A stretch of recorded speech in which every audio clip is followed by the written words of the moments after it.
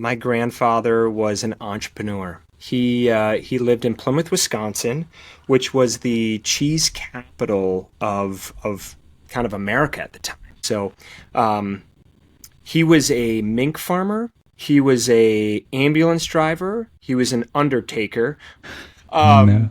So he was a hustler, and his card buddies were all the cheese buyers. He was playing cards with these guys and was always trying to figure out how to make a dime. And he started to put together cheese gift boxes for different people, and pulled together different types of Italian cheeses, and would sell them into grocery stores, and started to get some traction. And so he and Joe Sartori, the genesis for Sargento was Joe Sartori, Sar, our last name Gentine, and then they sold Italian cheeses, so they added an O at the end. And so for many, many years, we didn't make cheese. We were just innovators in the cheese business. And so my grandfather built the business with his brother-in-law, a team. His sons came into the business shortly after college for most of them. They got involved in the business. My dad talks about the fact that they almost went bankrupt many times. They took out loans to keep it together, and they just constantly tried to find ways of innovating in the cheese industry, and ultimately grew it into what we have today. And my grandfather's line was hire great people and treat them like family.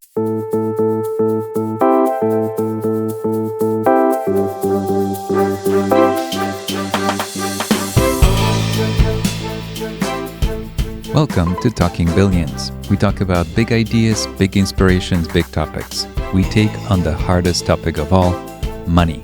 How to make it, save it, keep it. But our conversations lead us to an even bigger question, what it means to live a rich life beyond money. My guests share their practices, principles, and evergreen wisdom. I'm your host, Bogumil Baranowski, author, TEDx speaker, and investment advisor to wealth creators with patient capital and an infinite investment horizon.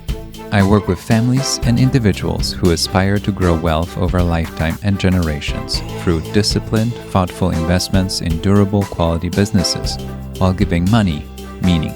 Join me on this quest to unearth and share the wisdom of the ages. Let me share with you the podcast program disclosure statement. Blue Infinitas Capital LLC is a registered investment advisor, and the opinions expressed by the firm's employees and podcast guests on the show are their own and do not reflect the opinions of Blue Infinitas Capital. All the statements and opinions expressed are based upon information considered reliable, although it should not be relied upon as such. Any statements or opinions are subject to change without notice. The information presented is for educational purposes only and does not intend to make an offer or solicitation for the sale or purchase of any specific securities, investments, or investment strategies. Investments involve risk and, unless otherwise stated, are not guaranteed. The information expressed does not take into account your specific situation or objectives and is not intended as recommendations appropriate for any individual. Listeners are encouraged to seek advice from a qualified tax, legal, or investment advisor to determine whether any information presented may be suitable for their specific situation. Past performance is not indicative of future performance. None of what you're about to hear is investment advice. My guest today is Josh Gentine.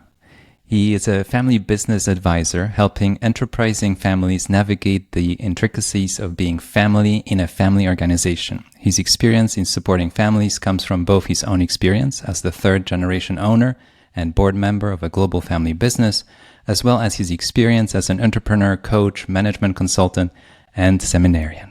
How are you, Josh? So nice to see you. And seminarian. I'm great. It's great to see you as well.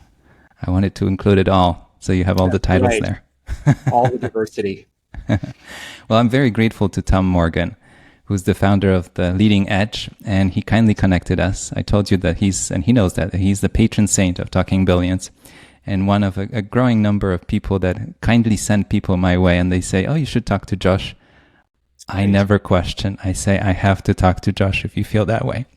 And I know that I have reasons to have you here, and I have so many questions. And Tom is a fascinating individual, very curious mind. He'll be back on Talking Billions in the next few weeks, second time around. So I'm very excited to have him back. Good. I want to jump right in. I have a million questions about the work you do, but I love to start those conversations with the early days, if you allow me. And I know you have stories.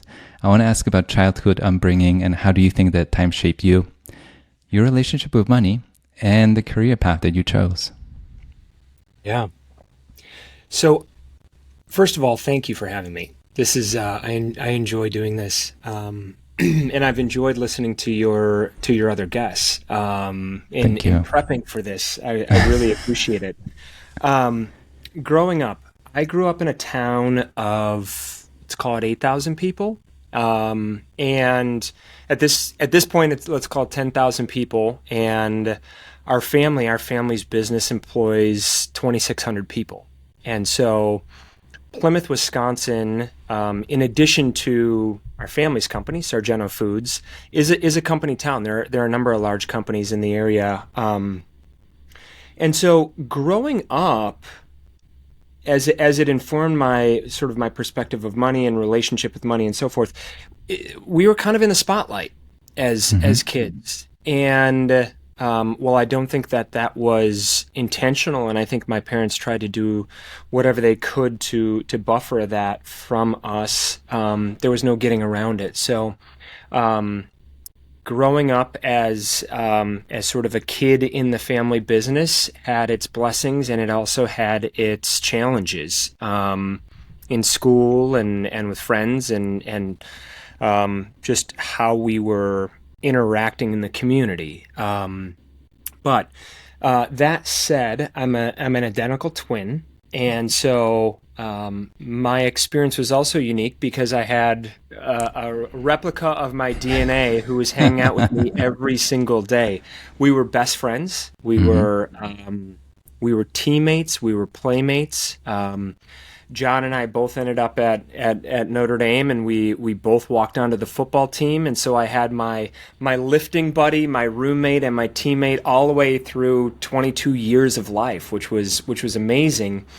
And at the same time, you know, you can't help but have sort of a competitiveness with an identical twin, because you've got your replica standing next to you. There's always this sort of competition for attention. And so my brother and I were competitive, and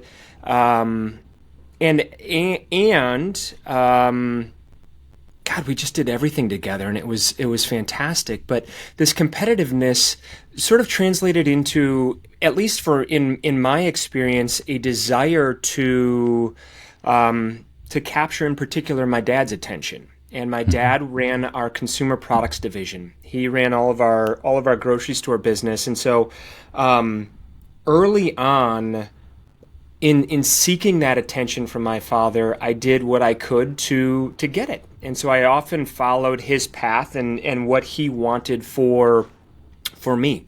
And so I gravitated towards finance and business. And I remember as like a 6 or 7 year old dressing up as a businessman for Halloween, which is not what you should do when you're 6 or 7. You should be like, you know, a ghost or a clown. But I had like speckled glasses, and I carried a briefcase, and I had a suit on. I mean, it was.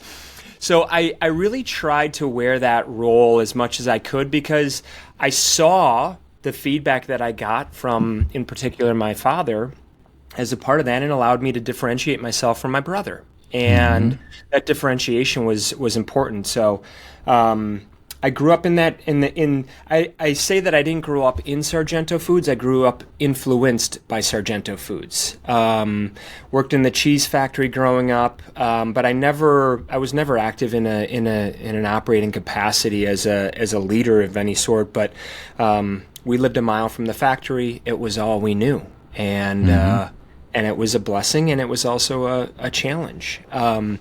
You know, there was sort of this bifurcation of my personality, and I guess in hindsight, I was seeking attention from both my parents, because I was dressing up as a businessman for my father, and my mom was a counselor, a grade school counselor in our school, and now in hindsight, I realize how much I gravitated towards that and loved the work that she was doing. And so I had this this part of me that was deeply curious about people and humans and how they operate and what drives them. And so I'll skip some of the stuff in the middle, but as I look now at where I am, I look at this influence of being and wearing kind of the mask of, I want to be this businessman, I want to fulfill my dad's dream, and I also want to be part of my mom. And now I come together as a guy that does a lot of counseling and a lot of work on the human side of families in business.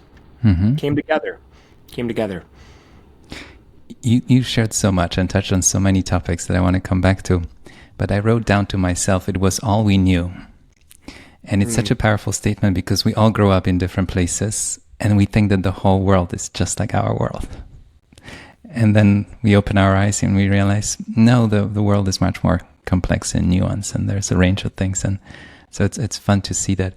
The other thing that I notice, and I work with families with multi-generational wealth, usually at the later stages when the original business is out of the picture for various reasons, sold, acquired, and so on.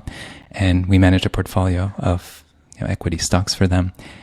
But you were growing up with the presence of that business in your daily life, including your father being involved in the business, right? Yeah. I'm curious, and I don't know how to best ask the question, but you might not even know that there is, wealth behind it. You just grow up thinking, well, that's where my dad goes. This is the part of our life. And you're not even thinking that the business is worth something, right? Like you don't look at it the same way a family that sits down with a portfolio and looks at the 30 stocks they have, and it's that much, and there's a number. But when you own a business, most business owners don't know the number. Yeah. I would say I did know. I did know. I had a deep sense that there was a difference in our community between our family and a lot of the other families. And it was, I would say it was thrust on me. I remember being young, and it was thrust on me when kids at school would make small comments about, well, your parents or your family employ all of our families. And that was a really uncomfortable experience. It was a really uncomfortable experience because I didn't know how to respond to that. I didn't know how to answer that. And at times those comments weren't in a favorable light. And that was very difficult because I had no way of defending myself, my family. I didn't know. And so in many ways it inspired me putting up a little bit of a wall around my personality and who I am, and a bit of a protectiveness around what I say, what I don't say, and how I behave. And it was enhanced by my mom made it clear, like, hey guys, you need to recognize that everybody's watching you because a lot of their parents are employed by us. And so I really, and I have unpacked this with my mom, so I can say it here. I've unpacked that, but that was probably not the right thing to say to us because I walked on eggshells for a very long time and viewed myself as a little bit different when I shouldn't have. And I feel like I was robbed of a little bit of my childhood because I had to be something because of who we were in our small community. And, I look back and again, I'm going to use the word blessing. I wouldn't trade this for anything. And at the same time, I've learned a lot about the dynamics that families have to go through. And Kristen Keffler, who works in this space, wrote a great book, The Myth of the Silver Spoon. And the challenges that come with being, let's call it, a notable family in business in a community. And it's not all roses, and you've got to navigate some funky things. And I had that, but I didn't realize it or recognize it at the time. So when did that change, walking on eggshells? Was it when you moved away, went to college, when Last you realized? year? maybe last year. Maybe this morning. I think it was after several years of therapy. No, it took me. I would say in my mid 30s. And it took a while because I struggled in my decision of which direction am I going in life. So I'll jump down that rabbit hole for a second. Being influenced by the business, I always thought that I wanted to be a part of the business and did all of the things necessary to be a part of it. And at the same time, felt a deep call towards spiritual life. And it started when I was 12, 13-ish. I remember this beautiful moment with God while I was praying, and it always stuck with me. And I thought, God, what about being a priest? And going to Notre Dame, I had some amazing influences, some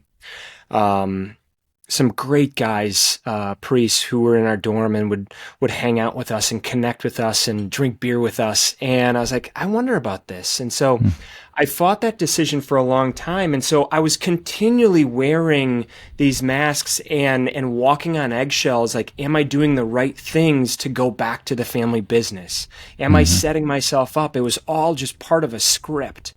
And only after unpacking all of that and spending time discerning this decision did I finally get comfortable with just being in my skin. And after a year at the seminary, I decided, and I didn't decide, I think God decided that, hey, it's time to move in a different direction. You can let go of this. And I joined Deloitte Consulting. I joke that the priesthood was not my call, so I called Deloitte and asked for a job. I called Deloitte and a girl that I had met a long time ago. I said, "Can I have a job? And are you dating anyone?" And I got a job, and I got a girlfriend, and she's now my wife. But it was after that transition that I realized it's time to let go. It's time to let go of all of this, and I can just be me, and I don't really care who I am pleasing or not pleasing. I need to start to live for myself and not for my parents. So, well, I love the sound of that, and it doesn't compare, but I'll share briefly an anecdote from my life. I grew up in a small town, and my parents were doctors, physicians, and everybody in town knew me as the kid of the doctors, and somehow I was held up to a higher standard because I was their kid. And I would go to a store, they would know who I was, even if I didn't know who they were. And I definitely felt like I was under more scrutiny than most kids. Yes. In terms of even being, late for school or missing class. And that kind of went away, and I could relax about it when I went to college and nobody knew me. And I kind of appreciated that. And moving to New York was this, big sea of faces and lives around me, and really nobody knows you. And I think a lot of people come to New York or big cities. You talked about DC briefly, where you can sort of disappear, but also be more yourself. I think that's a way how I looked at it, that it's not trying to live up to a certain expectation. And I was hard on myself anyway, but just being the self that I think, the authentic self that I think I'd like to be. It was the thing that has made it tricky even to this day is the fact that my cousin Louie and my uncle Lou are on the back of every package of Sargento cheese that we sell. And so even when I've tried to sort of stay under the radar, somebody will take a picture of the back of their cheese package and say, is this you guys? And so I'm outed by the fact that we promote the fact that we are a family-owned and operated business, and we're proud of that, immensely proud of that, and yet you just can't seem to hide. So. No, I love that you mentioned it, how much comes with the fact that you grew up with a family business, and the family business is still very much a part of your family's life. Can you share briefly the story of the family business, how it came about? What's the story? Yeah.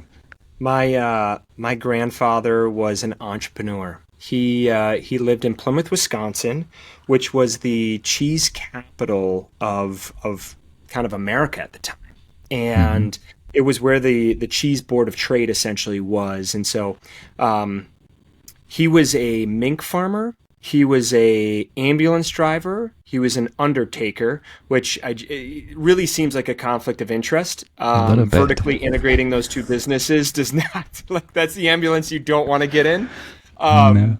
So he was a hustler, and his card buddies were all the cheese buyers. In Plymouth, they happened to be up there because that's where the board of trade for cheese was, and so um, he was playing cards with these guys and was always trying to figure out how to make a dime. And he started to put together cheese gift boxes for different people, and pulled together different types of Italian cheeses, and would sell them into grocery stores with the A&P and all of those, and started to get some traction. And so he and Joe Sartori, the genesis for Sargento was Joe Sartori, Sar, our last name Gentine, and then they sold Italian cheeses, so they added an O at the end. So Mm-hmm. I believe it was October 23rd of 53 was when they actually incorporated the business.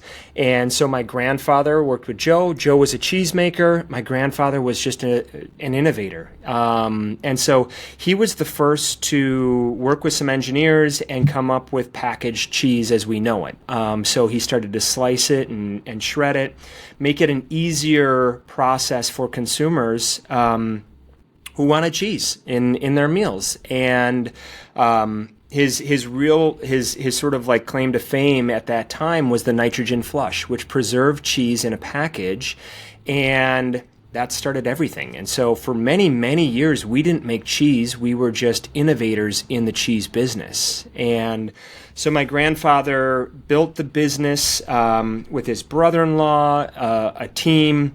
His sons came into the business shortly after college for most of them. They got involved in the business. Ultimately, my uncle Lou took over in 81 as the president of the company.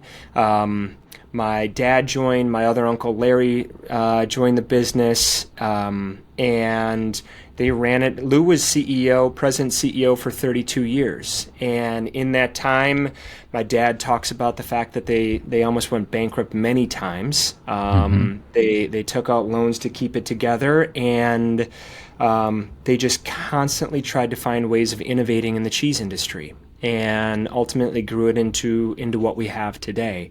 And my grandfather's line was hire great people and treat them like family. And it's still something that we talk about all the time in the organization. It's a part of our identity and who we are. And we look at sort of being stewards of this business for the community and the employees. And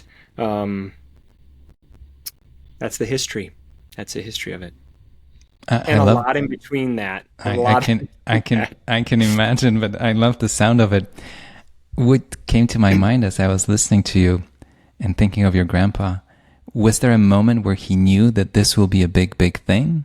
Or was it more about, showing up every day, doing the right thing and, surviving, because you talk about near bankruptcy moments, and making it last? I always wonder if at that moment, the original founder knows that this will be a big, big thing one day. Yeah. I don't know the answer to that question. My grandfather passed in 93. He was 81. And unfortunately, he had Parkinson's. I didn't get a chance to know him well when he was around. We spent time together at his house, but it's one of those things that, gosh, I wish we as a family had the foresight to capture all of his insights and perspectives while he was still around. But I don't know if he ever, I know he was referred to as the bear. And Bogomil, he would walk the factory, smoking cigarettes, eating cheese, fixing machines. He was the guy he just showed up, and he was tough and he was loved. And I don't think it ever crossed my grandfather's mind like, hey, I've built this this cheese dynasty, whatever you want to. That never. I don't think it ever crossed his mind. I think he was just so happy to create something that his family could be involved in and could have such a meaningful contribution to the community, because he did see that.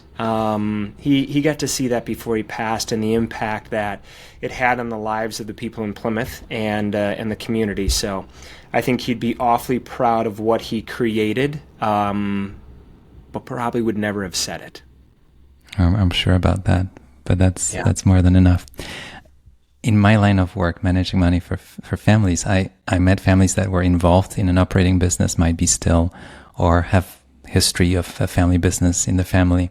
And I know investors that only invest in family operated businesses. So a big picture question for you. And I keep on trying to understand better, but family businesses are different. And I think they're even more different in today's setting. And I'm sure we'll talk more about it. But if you were to share, how are family businesses different than all the other businesses?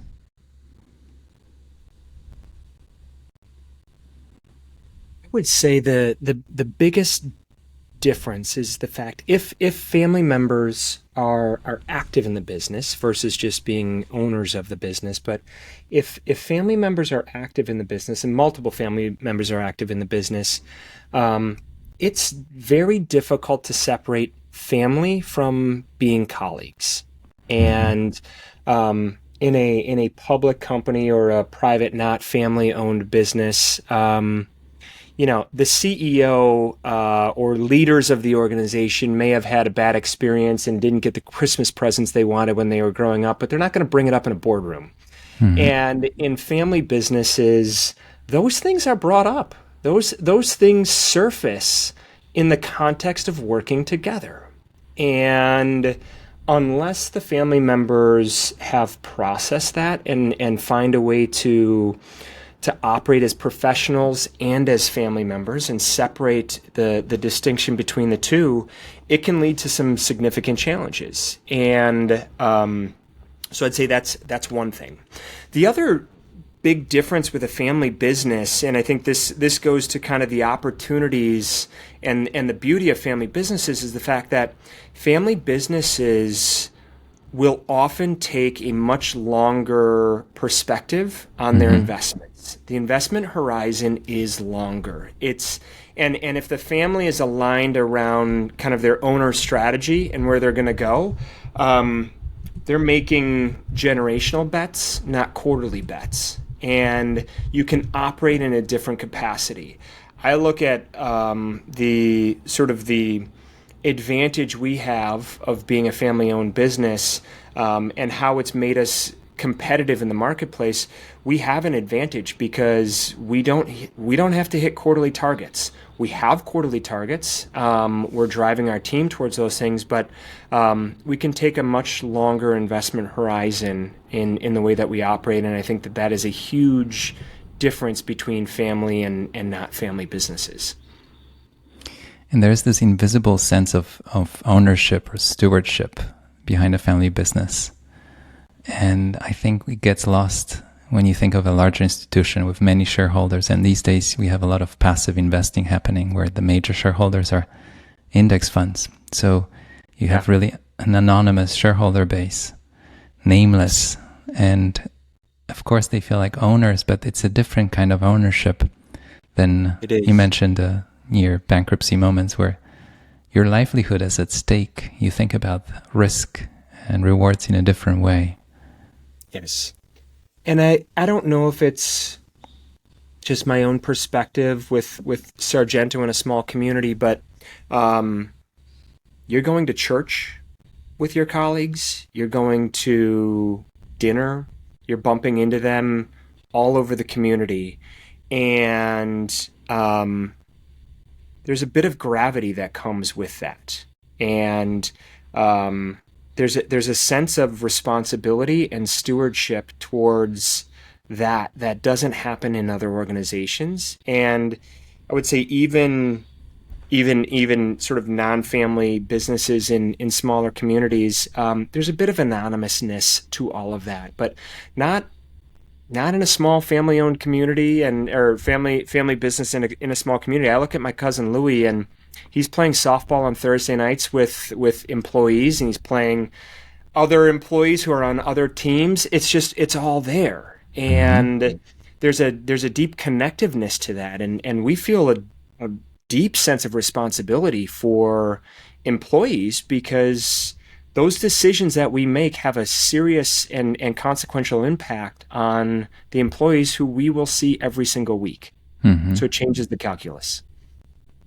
You touched on a fascinating dimension that we see these days, how a lot of companies are looking for cost savings. And in the world we live in, the biggest cost for a lot of companies is people. And back in the day, maybe it was the inputs, the ingredients, I don't know. But these days, it's human talent that makes things happen, especially in the newer economy. And you hear about the headcount reductions, 5%, 10%. And I know people that have been exposed to that. And your relationship with the business as an employee, gets really impacted. You start to think differently about it, that one day you show up, no matter how long you've been working and how much value you provided, but you might be on the wrong list that day. And it has to affect us. We're human. Family businesses think about it differently, because you mentioned in the beginning how employees were treated like family. We have a policy that we will not do layoffs. And we will find a way to reallocate employees and allow natural attrition to flow if we need to do headcount reductions versus doing layoffs or sort of mass terminations. And so we have a mandate to grow. We have a mandate to continue to succeed, because that's our policy. That's the way that we look at this. And so whether it's technology and innovation, I was at a board meeting last week, and we talked about some of the projects that we're working on, and the question at the board meeting is, well, what is this going to do to headcount? How does this impact the teams that we have, and is there a place for those teams in lieu of these projects? And so we're constantly looking at that. And I think it allows us, it may be considered a competitive disadvantage to have that policy.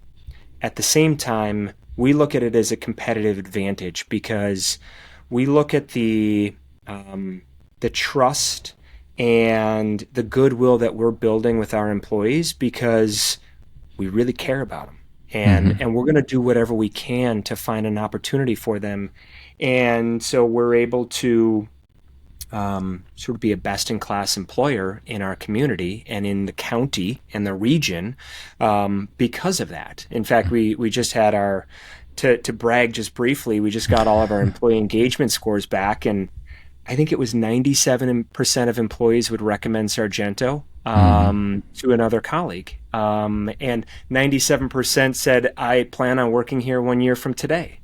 That to us is just like so meaningful. And especially in manufacturing, which is really challenging. And so it tells us that while it can be a risk, we think we're doing the right thing. There's so many lessons there. And not just for family businesses, but I think for businesses in general, how you treat your employees. And I think going forward, most of the value creation for a lot of companies will come from the talent and the people, not the equipment, right? Like back in the day, you got the machine and the machine replaced people. I think it's a different mindset. You touched on it briefly, but I'd love to explore more, like the big picture opportunities and challenges specifically for family businesses that you see going forward. Yeah. The biggest opportunity in my mind, no question, is long-term focus and the ability to make generational or decade-long decisions, investment decisions that may not pay off now, but position you for a competitive advantage in the future. The other opportunity I look at, and this is what I focus on a lot in my work, every family has to make their own decision about whether or not they want to continue to stay involved in the business. But family businesses provide this amazing connective tissue between family members and generations. I look at the fact that you've got an entity, you've got this thing that everyone can rally behind and look at as this force of good and a place to connect around a common interest, which doesn't frankly happen in other businesses. And I think that's just a beautiful thing. And then finally, I would say the ability to treat employees differently and to look at employees and your employment base from a different lens because you're a family business and you can make different decisions. On the challenging or challenges side, family. Family. All of the advantages are also the disadvantages.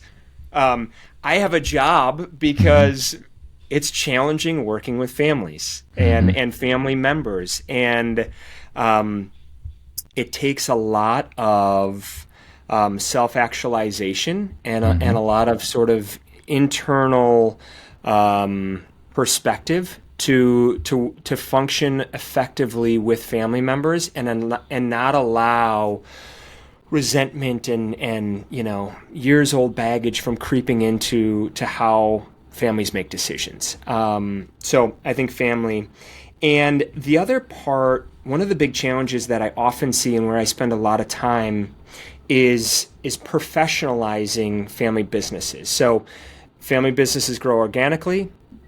If there isn't a mandate to professionalize the way that business is operating, and revenue cures a lot of ills, and if it's been a successful family business, operations tend to get loose, and it can present a significant risk later on down the road. And so I often talk about the fact that at some point, earlier the better, families need to move from a family business to a business family.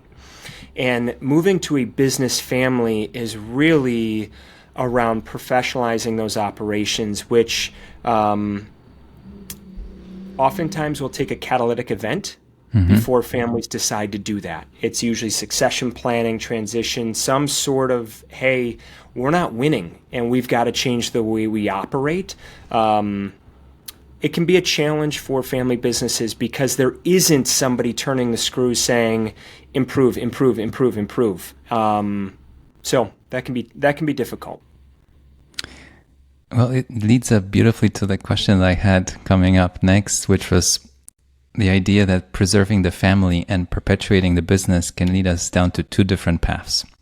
And at some point, and I've heard those stories, seen those stories, that the sale of the business might be the right choice. You just can't allow it to preserve and perpetuate at the same time. How do you think about it? I think family businesses are a huge source of value for society.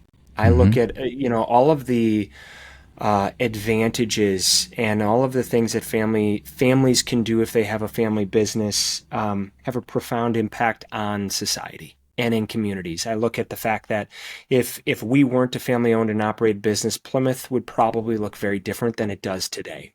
And so my first focus is on how can a family figure out how to operate as a family owning this business.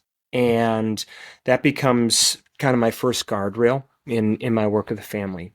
That said, the most important thing is family, in my mind, family.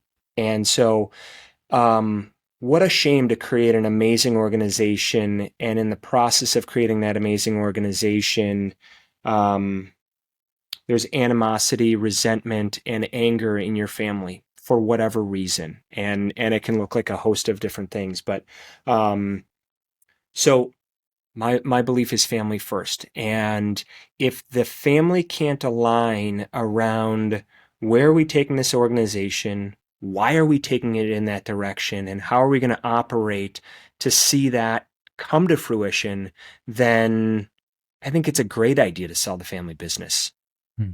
I don't have any problem with it. There are 1,000 different reasons, 1,000,000 different reasons why a family would choose to say, "Hey, it's time. It's time."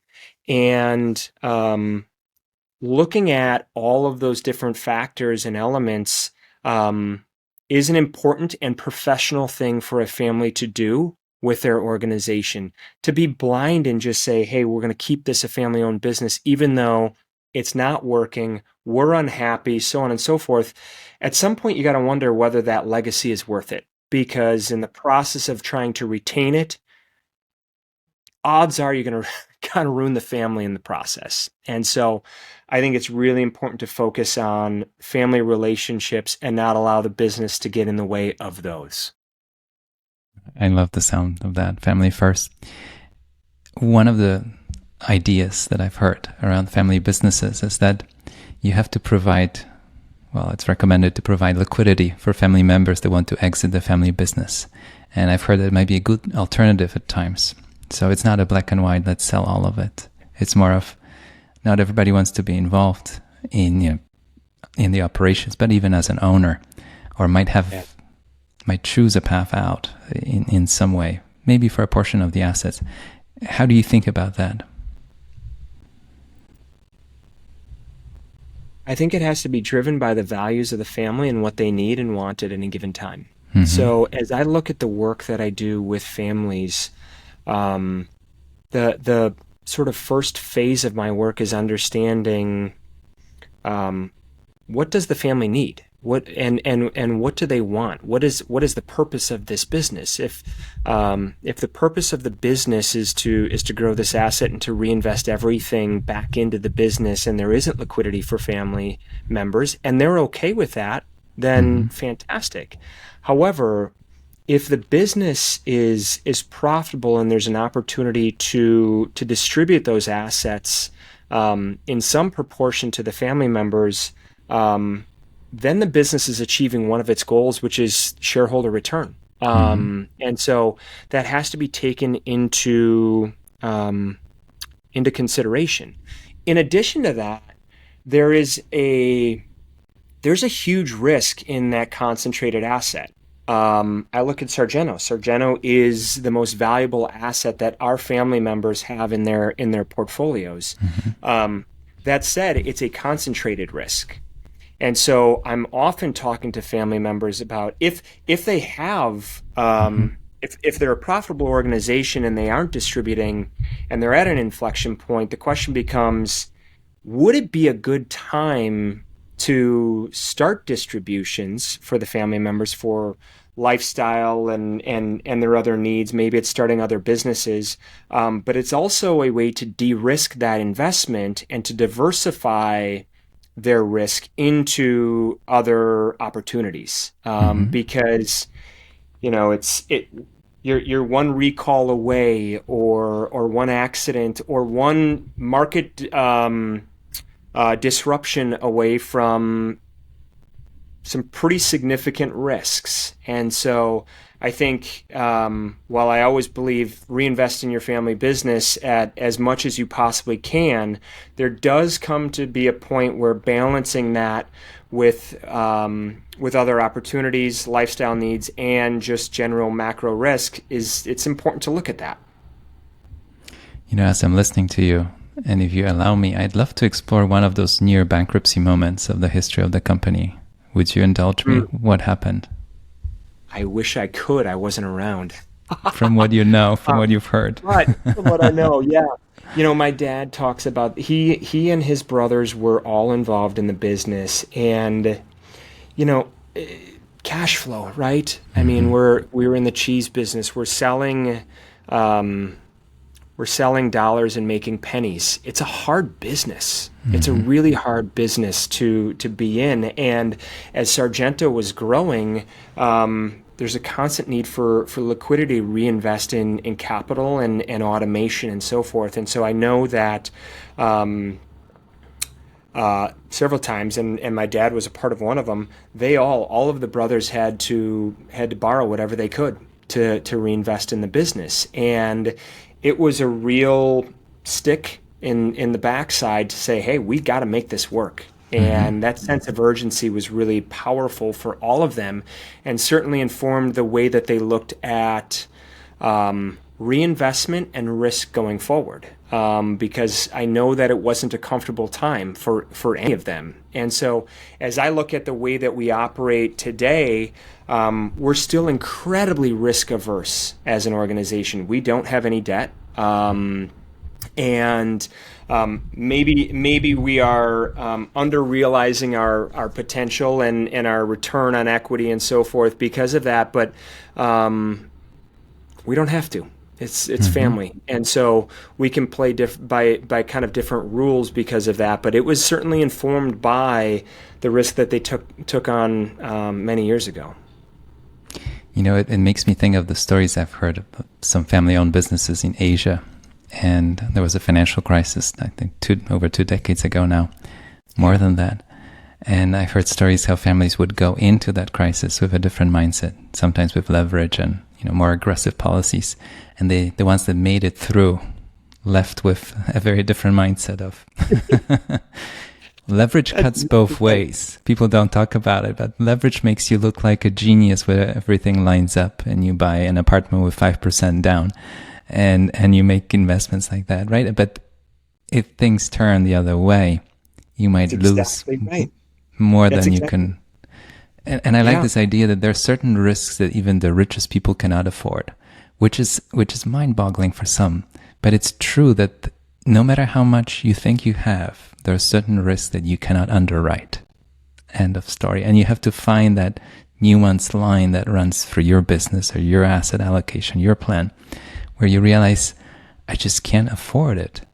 And also in a human sense of, I wouldn't sleep well knowing that that's there, right? That's, and it doesn't show up on the balance sheet, doesn't show up on the statement, but we know what we're talking about. Well, and I'll go back to the employees in the community. Is taking on additional risk and levering up worth the potential impact that would have on the community if that bet didn't pay off? And while we are not risk averse, we take risks every single day in new product innovation and M&A and so forth. Sitting back and saying, okay, how much risk are we willing to take, and is that worth it to the family, to our suppliers who depend on us to continue to succeed, to our employees, to the communities, to the nonprofits that we're supporting in the community? Sleeping well at night has a premium in that situation. And I was just thinking about, as you were talking about kind of risk and some families in Asia, I've got a number of clients in the multifamily real estate business, and in sitting down and talking to them between generations, to the leading generation and the succeeding generation, asking about how the business operates and why it operates the way it is. And I'm often having the leading generation tell the story. What was 2008 like? What, and not just from an economic perspective, balance sheet profitability, what was it like emotionally to have to go through that? And it's amazing how that succeeding generation, when they understand the why and they understand the scars that came from a very difficult lived experience, it's a lot easier for them to understand the decisions and frankly align around a strategy that the entire family can agree with, because they understand what dad, mom, uncle, and aunt had to go through to get the business to where it is today. And I think that's a really important thing that families, they need to have that conversation, talk about the history and the anecdotes and the experiences, because it informs, history is informing the way that you're operating right now. And there's a reason behind all of it, and understanding those reasons is really critical for not only business continuity, but also for family alignment and family continuity around a strategy. And I think that's missed often. I really like that question. How does it feel, or how did it feel? And in my business, portfolios go through ups and downs, and sometimes it's a big portion of the family net worth. And I have vivid memories of March of 2020, but I remember 08, 09 very well too. Yeah. And a couple of hiccups on the way, including recent summer. There were some jitters, and I know it's uncomfortable. And I took calls in March of 2020, and clients would call me and tell me they just wanted to hear my voice. And this is the human dimension here. The business can be going for a rough time, and to remember how it felt, and then take some lessons from it, and then see, well, why were we so uncomfortable? Maybe it was the leverage. Maybe it was some more aggressive policies that we had in place, that maybe in the future we can take them off the table, because we can still move in the desirable direction, Yes. but a little slower.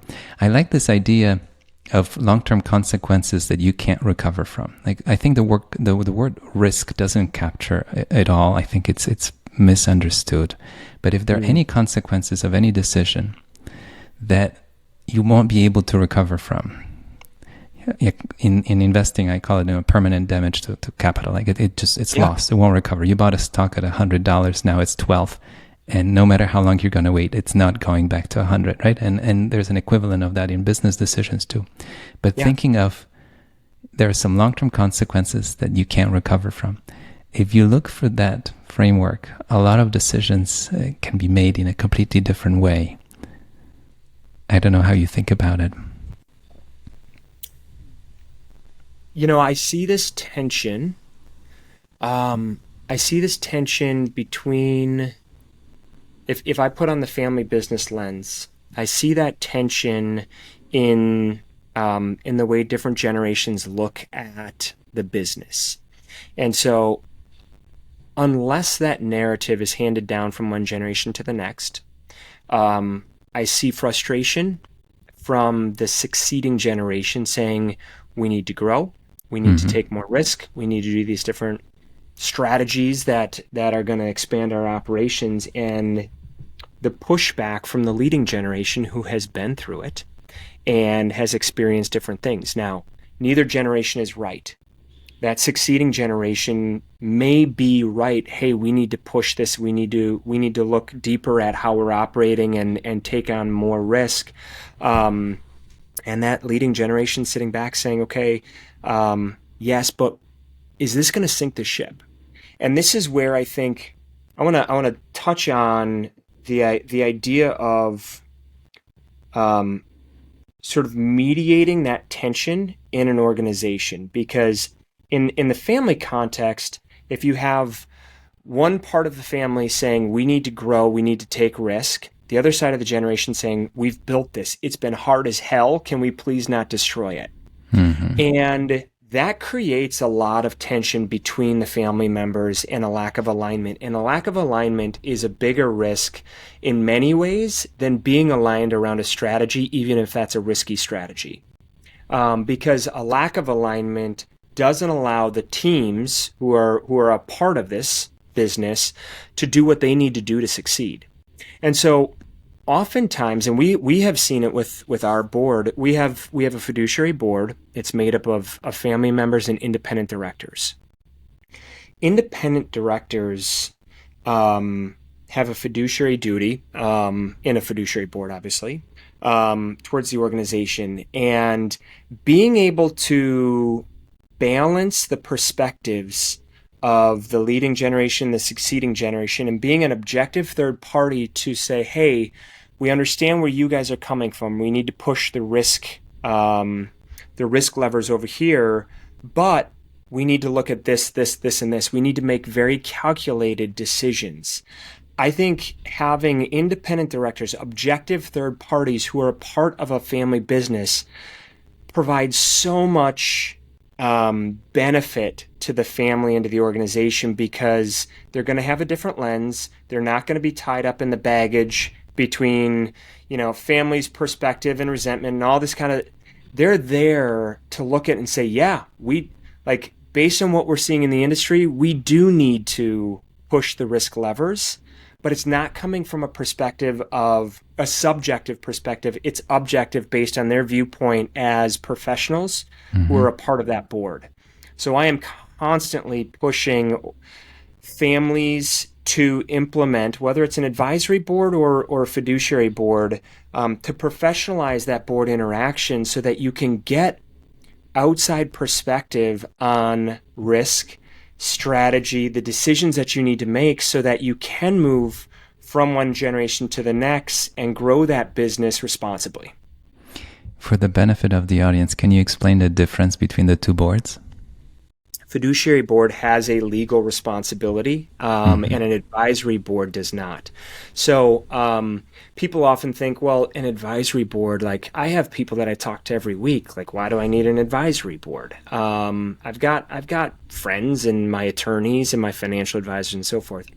When I talk about an advisory board, I am talking about formalizing meetings. I'm talking about professionalizing the way that you interact with an outside group who can provide objective perspective on the decisions that have to be made in the business and the way that the family operates as family in the business. So I'm often leaning on an advisory board or the independent board members, either in an advisory board or a fiduciary board, leaning on them to provide air cover and objective perspective on how a family operates in that business. And it's a best practice. It provides the family with objectivity around decisions. And I also think it sends a signal to employees and customers of that company that, hey, our family takes this serious. Our family isn't just making decisions based on the whims of the family. We're being thoughtful. We're being professional about the way we operate. And it's a very, I look at it as a very attractive tool for executives and employees because they know that, hey, we take this very serious and we have a deep responsibility to the success of this organization to the point where we will bring independent individuals on to help us make decisions.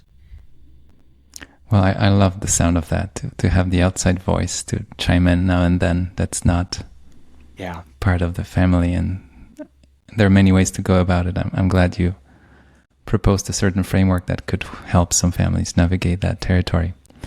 I have a few more questions, but I have this one overarching topic that fascinates me because I've seen family businesses and I'm always curious, the ones especially that last over generations. Do you think it's the business? Do you think it's the industry? Do you think it's the family that allows that to happen? Or is it all three? Because sometimes when you look closely, and I wrote a book, Money Life Family, where I studied successful families. And I noticed that obviously some industries that are subject to less change, for example, have more businesses that could last. But I'm curious your perspective. Is it the family that made it succeed? Is it the business, is it the industry, or maybe all three have to come together for that a miracle really to happen when you think about it? It is. It absolutely is a miracle. God, I'd like my answer to be it's really heavy on the family because I think it matters so much, and the family. And you know what? I'm gonna double down on that answer and say family.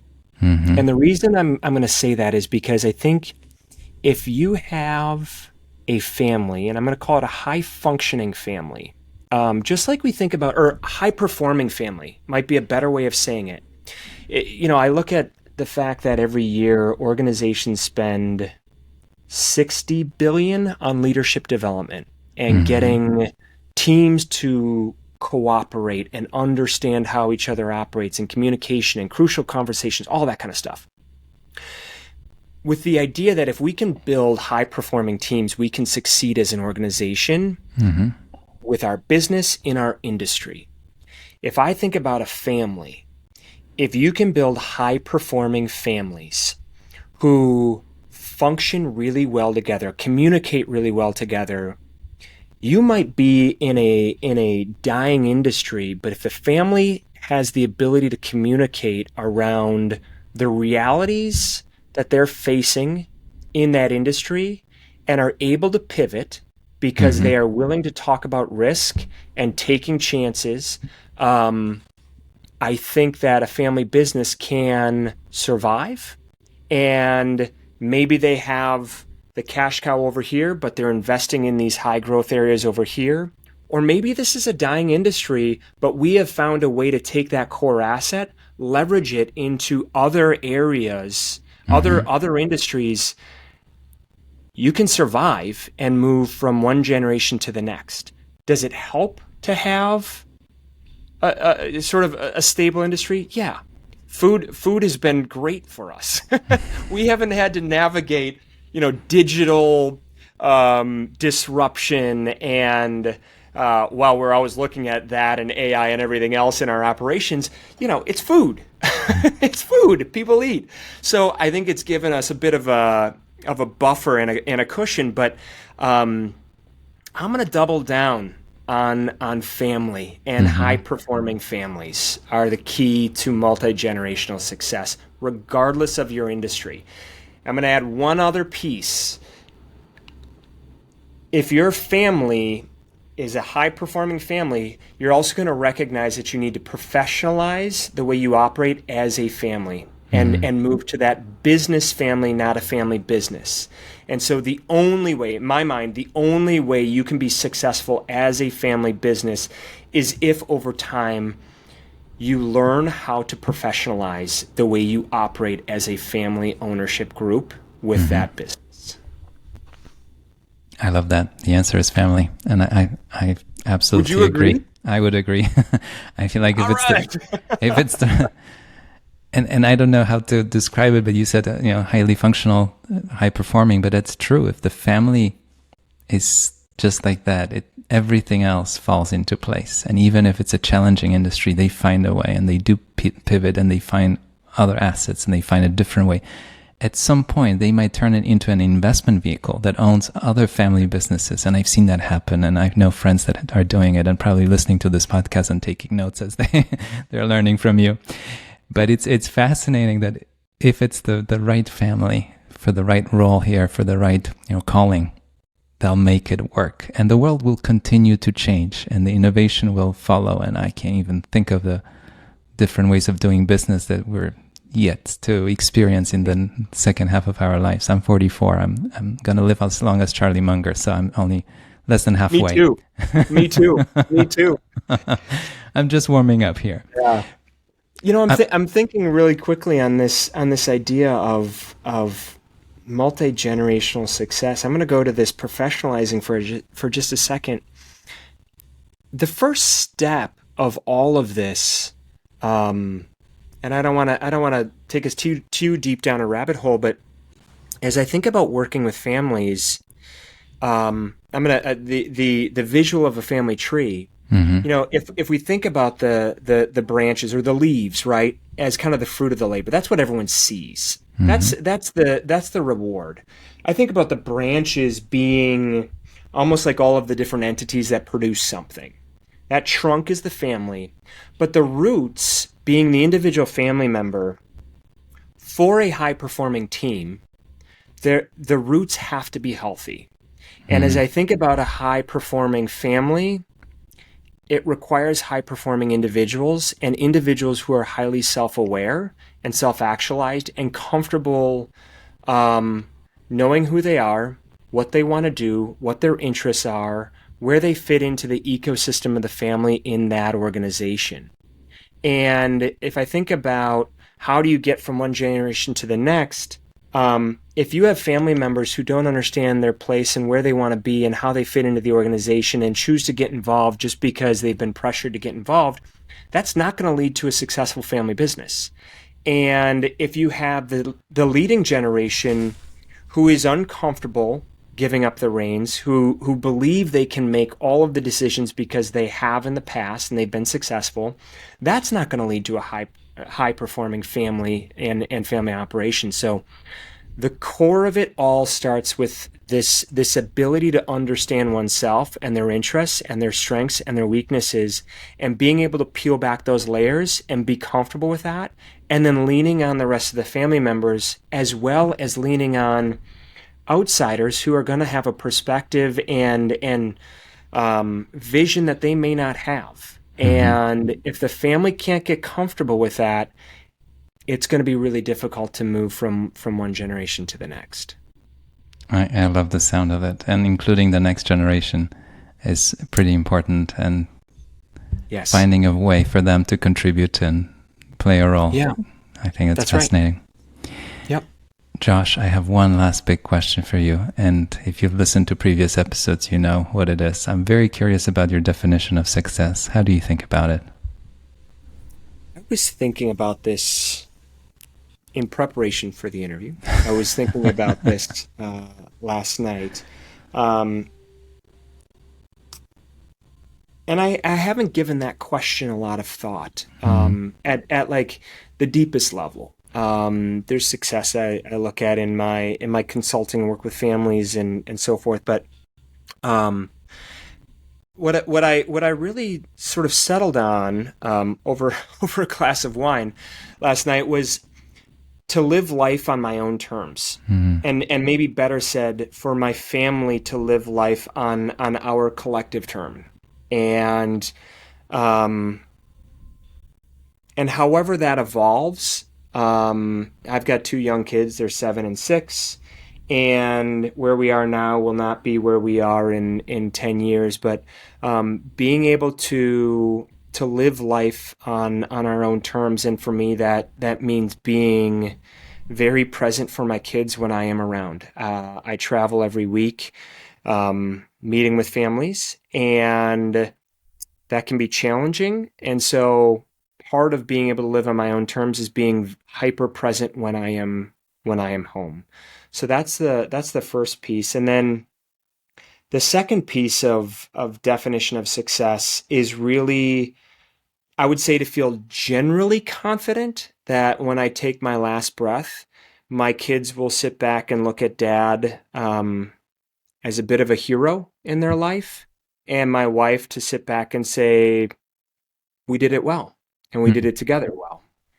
And that our relationship provided a deep sense of comfort and joy for her.